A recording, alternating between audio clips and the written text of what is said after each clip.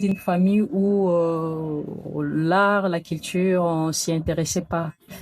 Et donc, je sais pas comment je me suis retrouvée dans le milieu culturel et j'avais beaucoup de difficultés à expliquer ce que je fais, à expliquer c'est quoi la culture, c'est quoi la création artistique. Et donc, je ne savais pas comment m'y prendre, au fait, parce que dans mon entourage, il y avait peu de gens qui comprenaient, au fait, c'était quoi l'art, ce que je faisais, parce que ma famille, notamment ma mère, elle ne voulait pas que je fasse de l'art, parce qu'elle, elle voulait que je fasse des vraies études et de ne pas aller à l'académie, parce que c'était comme si j'étais dans un vide. Mais avec le temps, j'avais compris que c'était juste question de l'éducation culturelle, en fait. Voilà. Elle n'était pas tout simplement informée de la culture. Et plus le temps passait, j'essayais de faire de petits projets. Comme je travaille avec de la fumée, souvent les gens me taxaient un peu de sorcière, en fait, parce que c'était bizarre, mes créations. Alors, une fois, je me suis dit, et pourquoi pas, si les gens n'arrivent pas à comprendre ce que je fais, et pourquoi pas, ça serait l'inverse. L'artiste se rapproche de la population pour expliquer, au fait. Et donc, j'ai pris un tableau que j'ai exposé dans un carrefour dans la commune de Lemba, là où j'habitais auparavant. Et donc, c'est vraiment scandaleux, en fait. Donc, il y a des gens qui ont très, très mal réagi.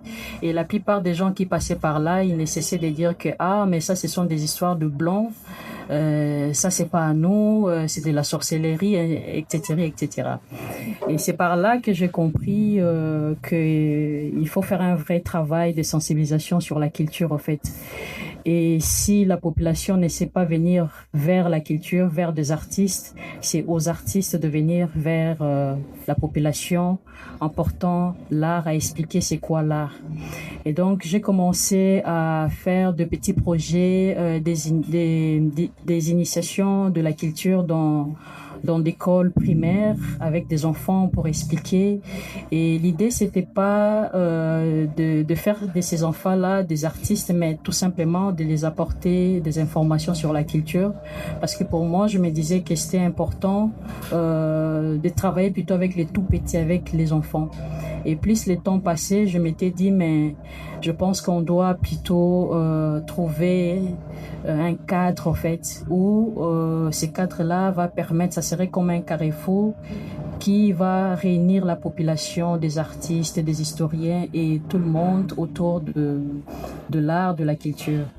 Et donc, c'était un projet chouette, mais sans le soutien, vous imaginez qu'on n'allait pas y arriver. Et donc, grâce à nos partenaires, l'ambassade de France et l'Institut français, aujourd'hui, finalement, le projet qu'on a tant rêvé avec mon aîné qui est à ma gauche, au départ, c'était d'abord juste des rêves. Hein. On était en train de rêver, mais on aimerait bien décentraliser la culture, amener l'art dans le milieu où les gens n'ont pas l'accès à la culture. Mais on ne savait pas comment est-ce que cela allait se faire. Mais aujourd'hui, grâce à nos partenaires,